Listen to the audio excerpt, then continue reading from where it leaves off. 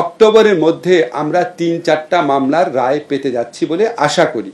প্রথমেই আপনাদের বলি, আপনারা দেখবেন একটা কমন অভিযোগ হচ্ছে আন্তর্জাতিক অপরাধ আদালতে জুলাই হত্যাকাণ্ড সংক্রান্ত যে মামলাগুলা, সেই মামলার বিচার কার্যে কোনো অগ্রগতি দৃশ্যমান হচ্ছে না।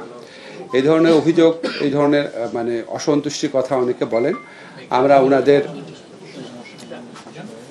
আমরা ওনাদের প্রতি শ্রদ্ধা জানিয়ে বলছি, আমাদের সাইবার সিকিউরিটি অ্যাক্ট আমাদের আন্তর্জাতিক অপরাধ ট্রাইব্যুনাল অ্যাক্টের সংশোধনীর পরে আন্তর্জাতিক অপরাধ ট্রাইব্যুনাল গঠিত হওয়ার পরে ইতিমধ্যে এই আদালতে বিচার কার্যের যথেষ্ট অগ্রগতি সাধিত হয়েছে।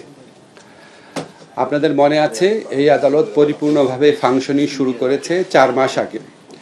এর মধ্যে এই আদালতে 300টির বেশি অভিযোগ দায়ের করা হয়েছে। আমাদের প্রসিকিউশন টিম যাচাই বাছাই করে 16টি মামলা দায়ের করেছে আনুষ্ঠানিকভাবে। আপনারা আমি কথা বলার সময় একটু কাইন্ডলি চুপ থাকবেন। 300টির উপর অভিযোগ করা হয়েছে। এর মধ্যে আমাদের প্রসিকিউশন টিম যাচাই বাছাই করে 16টি মামলা আনুষ্ঠানিকভাবে দায়ের করেছে। এই 16টি মামলার মধ্যে 4টি মামলার তদন্ত কাজ এই মাসের মধ্যে শেষ হবে বলে আমরা আশা করি। এরপর চার্জশিট গঠনের মাধ্যমে আনুষ্ঠানিকভাবে বিচার কাজ শুরু হবে। এখন যখন আনুষ্ঠানিকভাবে বিচার কাজ শুরু হয়, ধরেন এই শুরু হওয়ার পর 3 সপ্তাহ সময়, আমাদের আইন অনুযায়ী 3 সপ্তাহ সময় এটা ডিফেন্স টিমকে দিতে হয়। ওনাদের প্রিপেয়ার্ড হওয়ার জন্য 3 সপ্তাহ টাইম ডিফেন্স টিমকে দিতে হয়। তো আমরা আশা করছি এই 3 সপ্তাহ টাইম অতিবাহিত হলে আনুষ্ঠানিকভাবে সাক্ষ্য গ্রহণ যে প্রক্রিয়া, যেটা আপনারা খুব ঘন ঘন দেখবেন, এই সাক্ষ্য গ্রহণ প্রক্রিয়াটা শুরু হবে ঈদের পরপর এপ্রিল মাস থেকে। এই আদালতে অব্যাহতভাবে শুনানি হয় বলে এসব মামলার রায় পরবর্তী 4 থেকে 6 মাসের মধ্যে এপ্রিল থেকে শুরু করে পরবর্তী 4 থেকে 6 মাসের মধ্যে প্রদান করা যাবে বলে আমরা আশা করি। অর্থাৎ এই হিসাবে অক্টোবরের মধ্যে আমরা 3-4টা মামলার রায় পেতে যাচ্ছি বলে আশা করি।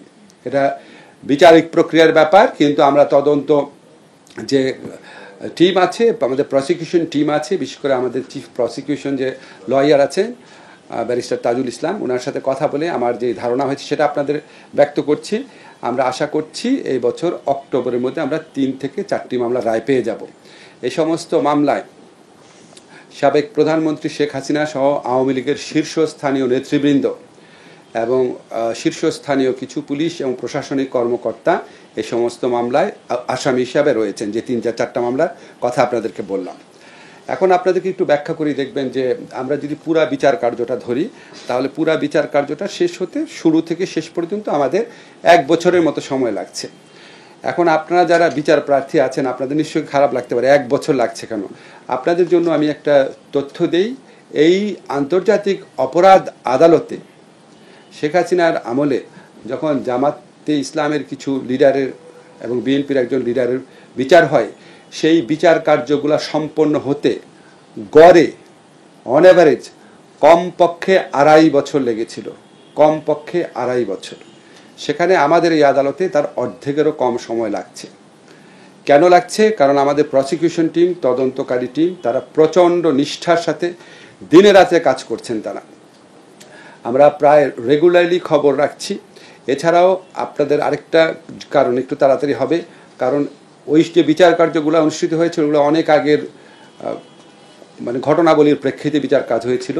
আর এই আদালতে যে বিচার কাজ হচ্ছে, এটা সাক্ষ্য প্রমাণ এত বেশি আছে যে কারণে আমরা আশা করছি 1 বছরের মধ্যেই প্রথম কয়েকটা রায় আমরা পাবো। আপনারা 2-1 দিনের মধ্যে আমাদের জাতিসংঘের যে তদন্ত টিম আছে ওনাদের রিপোর্টটা পাবেন। আমি এই রিপোর্ট ব্যাপারে এখনো আনুষ্ঠানিকভাবে কোনো কিছু বলবো না, শুধু একটা জিনিস মনে রাখি, সেখানে এই রিপোর্টটা আমাদের এই তদন্ত কাজটাকে, আমাদের এই বিচার কাজটাকে, এটাকে সবার কাছে গ্রহণযোগ্য এবং সবার কাছে গ্রহণযোগ্য পাশাপাশি স্বচ্ছ এবং সহজতর করার ক্ষেত্রে অনেক অবদান রাখবে। আপনারা নিজেরা নিজের বিদেশি যে টিম আছে তাদের যে বিবরণ আছে সেটা আপনারা পড়বেন।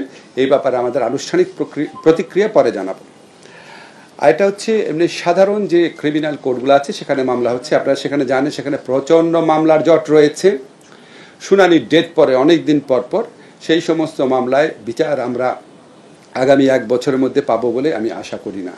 এবং এই সমস্ত মামলাতে যারা আসামি আছে, মূল আসামি, সাধারণ ক্রিমিনাল কোর্টে মামলায় যে মূল আসামিরা রয়েছে, সাবেক প্রধানমন্ত্রী শেখ হাসিনা সহ আওয়ামী লীগের শীর্ষস্থানীয় নেতৃবৃন্দ এবং মন্ত্রীবৃন্দ, তারা প্রত্যেকেই আন্তর্জাতিক অপরাধ আদালতের যে মামলাগুলোর কথা আমি বললাম সেখানে তারা আসামি হিসাবে আছেন।